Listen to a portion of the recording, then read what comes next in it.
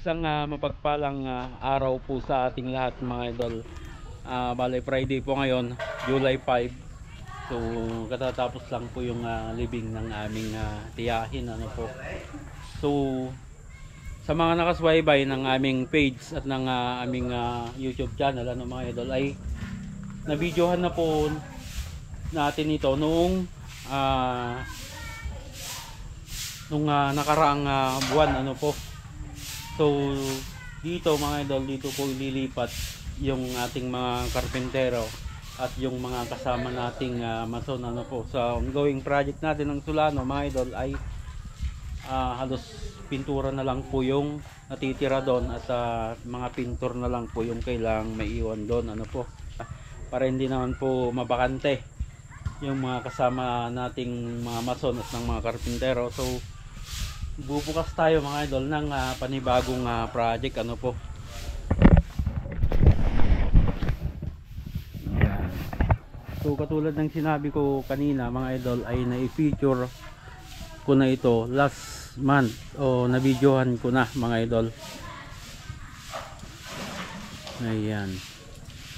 So dito lilipat yung mga kasama naming mga mason at mga karpentero ano mga idol.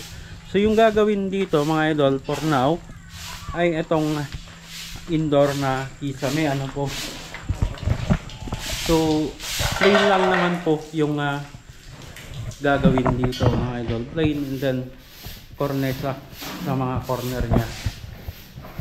Room 2 ay room 1 mga idol, room 1, then living area together with the receiving area dito.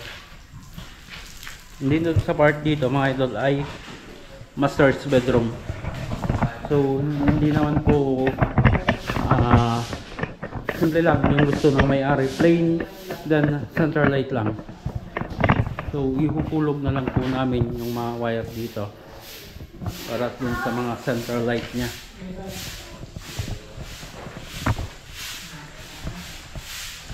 Then receiving, tapos yung sa CR and bathroom. Then dito mga idol room 2. Yan. Then dito sa part dito mga idol ay kitchen. So ito, baka ito yung magiging additional sa ating gagawin. May initial na usapan namin dito tungkol sa lababo.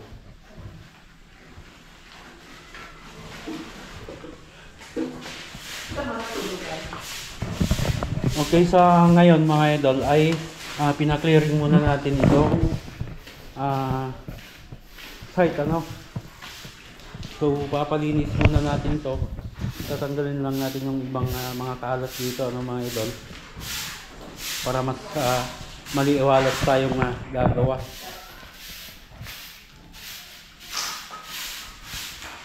Then nag-agiw daw kanina yung mga bata. So yung ibang agiw ay na tanggal naman ano. So meron pa, agiwan natin yan ng konti, saglit.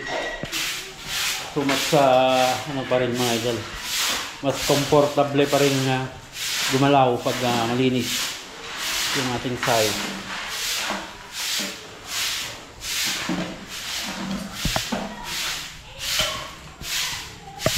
And then ito, wala pa naman yung spandrel nito sa labas.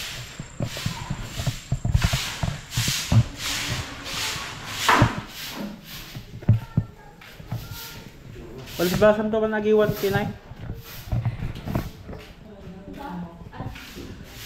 Dua.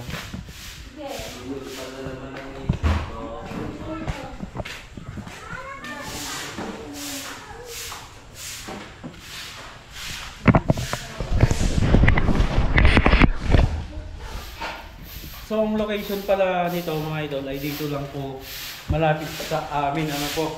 So Brookdot, Barangay Nagbitin, Villaverde, Vizcaya. So kalapit na kalapit po ito mga idol yung project namin last May ano po. So yan yung naging project namin. May ano po yung plastering indoor saka front and then left side elevation. So yan oh. Then shout out kay Auntie Annalisa Gallego ano po, sa lote niya ito. Soon to rise po dito na bahay niya dito sa may mga mais. Ganda ng mais oh.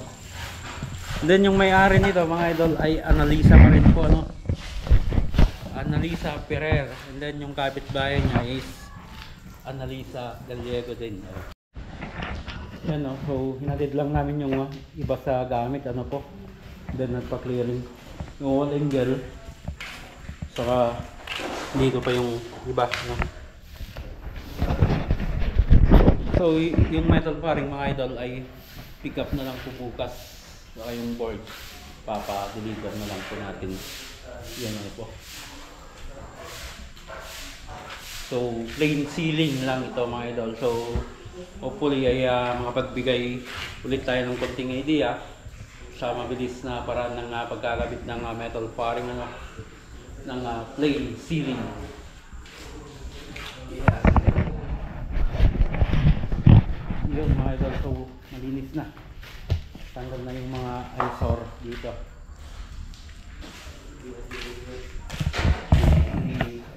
Sabi na natin, so pinausukan natin ang daming lamok. Malinis na. Okay na. Ready na para bukas.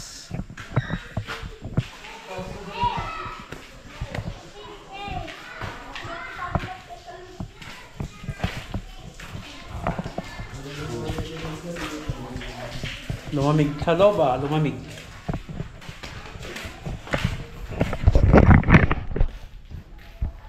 Yun mga idol, so abangan nyo po yung tropa po dito sa project po namin na ito ano po. So plain ceiling lang naman po ito.